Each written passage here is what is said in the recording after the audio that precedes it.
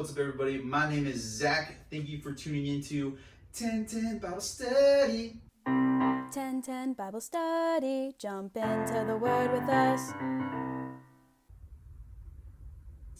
don't know if maybe that gets stuck in your head like it does mine. Maybe not. And now I just have these awkward silences that I'm not even going to edit out because sometimes awkward silences are fun. Anyway, you should have tuned in to Will yesterday with 1010 Bible Study talking about Colossians chapter 3, and today I'm going to be talking about Colossians chapter 4. This is the last chapter in the book, and so Paul is wrapping everything up. And when I was reading through it, one verse stuck out to me, and within that verse, one word stuck out to me. And so we're going to chat about that a little bit today. The verse that stuck out to me was verse 5. So chapter 4, verse 5, it says this: "Live wisely among those who are not believers and make the most of every opportunity." And I think this is speaking mainly when we are sharing the gospel with someone. Now, out of that verse, the one word that sticks out to me is the word wisely, right? He says, live wisely among those who are not believers. And so I started thinking about that and why he said live wisely among non-believers. And so I started thinking about that, and then I started thinking about this thing called apologetics, which is the defense of the Christian faith. Some of you may have already known that. Some of you, maybe you didn't, but right now, you should all know. Apologetics, the defense of the Christian faith. Boom, there it is. All right, and so I started thinking through it, and apologetics is great because what it does is it takes the information in the Bible and it proves it correct scientifically and historically, right? And so a lot of people go into apologetics thinking that someone's going to attack their faith and they need to have all this head knowledge in order to win the argument. But the reality is that apologetics is not about winning an argument. It's not even about really filling your head with a bunch of head knowledge. It's about effectively sharing the gospel with somebody, right? If we walk up to somebody and we just say, here are the top 5 reasons why you're incorrect in not believing in God, all that's going to happen is that person's going to shut down and walk away from that conversation not having a relationship with Jesus. You would have accomplished nothing, even though you said all of these true facts about the Bible. So really the whole point of apologetics is to effectively share the gospel with somebody.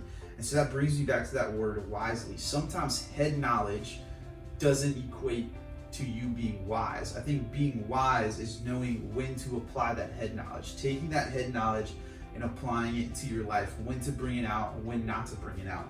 I think when we're sharing the gospel with somebody, I think there are 2 big ways that we can share the gospel, right? There's verbally, where we literally go out and we tell people about Jesus. At the end of almost all of our messages at Park Valley Church, they end with the gospel presentation, right? We are telling people about Jesus verbally through speaking it.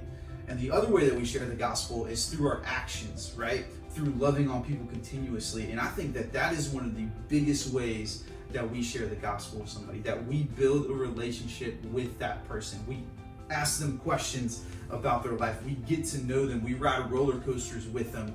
You play games together. You're on the same softball team or the same baseball team, whatever it is. We get to know those people and we love them unconditionally. We love them continually.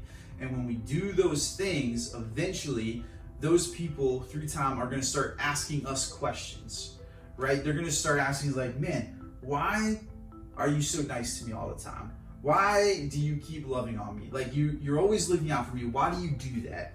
And that right there is the door opening for you to share the gospel. That right there is that person being extremely receptive and ready to hear what you have to say about Jesus. So we can verbally speak it and we can do it through our actions. And I think doing it that way, rather than trying to prove somebody wrong, is us living wisely among those who do not believe. Right? When you go to your school, get to know people who don't know Christ. Ask them questions. Right? What you don't want to do is remove yourself from the group of people that all believe in Jesus, that are building you up, and put yourself into a group of people who do not believe in Jesus. But rather, you want to try and pull people into that group of people that do believe Jesus that don't, right? So you want to take that friend that doesn't know Christ and bring them into your friend group that loves Jesus and builds each other up. And I think that will be contagious, and that will open up doors for you to share Jesus with your friends.